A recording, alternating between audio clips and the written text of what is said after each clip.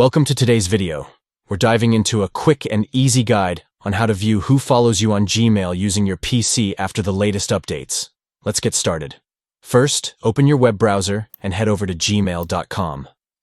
Make sure you're logged into your account. If you're not already in the inbox, take a moment to get there. It's where all the magic begins. Once you're in your inbox, look for the grid icon, which features 9 small dots. This is located right next to your profile photo in the upper right corner of the screen. Click on those dots, and a menu will pop up with various applications associated with your Google account. Now from that menu, find and select the option labeled Contacts. Click on it, and voila! You're now in the Contacts interface where you can view all your connections. In the Contacts section, you'll see a list of everyone you've interacted with through your Gmail account. This includes those who may have emailed you or whom you've saved in your contacts.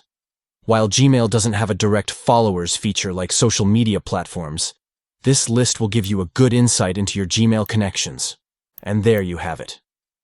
By following these 3 simple steps, opening Gmail, clicking on the 9 dots, and choosing contacts, you can easily view and manage the contacts tied to your Gmail account.